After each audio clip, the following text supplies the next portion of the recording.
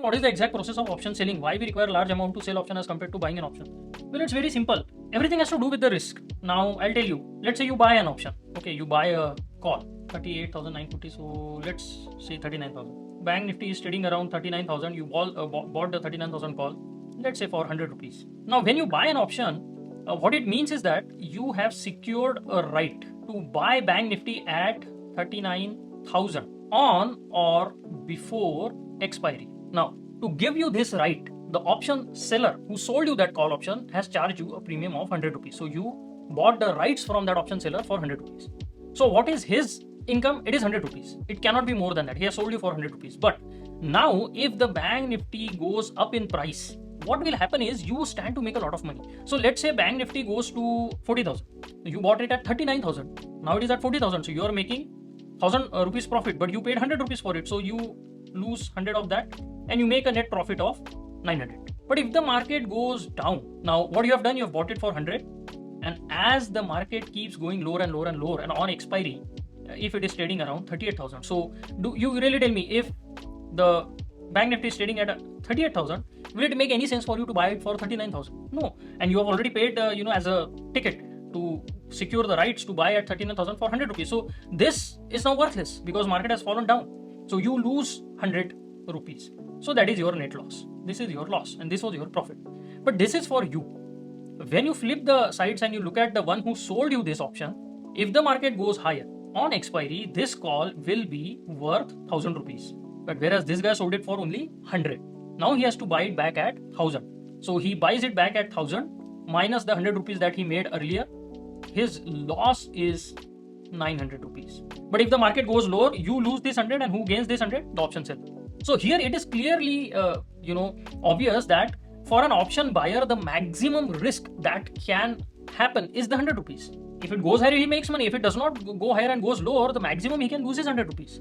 So now you think in terms of from the side of exchange. So what the exchange is doing, the exchange is basically sitting in between here, between the buyer and the seller. The exchange is sitting. So what is the exchange's job? It is to take the contract from the seller which he is willing to sell, give it to the buyer. So here he is giving you contract or the right, and take the money from the buyer and give it to the seller. What happens is when the market goes higher and the buyer is making good amount of money, the seller is losing that money.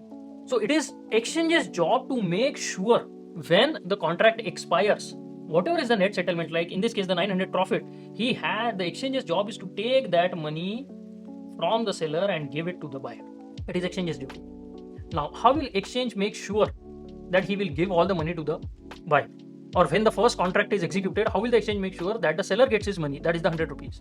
So if you are an option buyer, you have to pay the money upfront. You get no margin, nothing. Whatever is the premium, you have to pay it right away. If that much money is not in your account, you cannot trade, right? So exchange makes sure that you have the required money to buy an option in your account.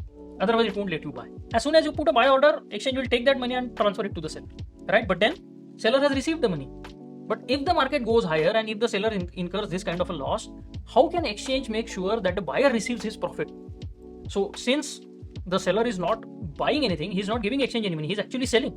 He is ready to take the other side of the contract, he is ready to bear this loss, but still the exchange has to be sure. So what he says is that, okay, there is a probability of unlimited loss. If the market goes to 41,000, you will lose 1900 points. If it goes even higher, you will lose even more. So your loss is unlimited, whereas the option buyer's loss is limited, 100 rupees, which I have already collected from him. So how can I make sure that the seller also honors the contract? So what they do is they collect margin, and what they do with this margin is to make sure that whatever losses are happening are getting covered. So they have a complicated way of calculating it. Again, the same statistics they are using, this and that, standard deviation, all those kinds of things, which is very risky, but they still do it. And what they are doing is they are collecting margin. And if this loss goes on increasing, and if the margin becomes insufficient to cover this loss, they will ask for additional margin, which is called as a margin call. So that is why whenever you are selling an option, you are assuming unlimited risk, and you are not putting away anything. So that is why the exchange will require you to put a lot of margin so that your losses are covered. But when you are buying an option, you are just buying, it's like buying anything else. I mean, if you are buying a dairy milk for that 10 rupees small dairy milk, you will give the shopkeeper only 10 rupees, right? You won't give him 100 rupees and say that, okay, I'll eat it and then I'll just keep it as a insurance and I'll get it back 90 rupees later on. But whenever you are renting something, whenever you are borrowing something, then they keep additional money as a security deposit sort of a thing, because they don't really know whether you are coming back or not. So they have to cover their losses if it happens. So they will charge you extra money. They'll make you put in some deposit, and when you return the thing, they will return the deposit. So that is how it works. So it's the same in options also.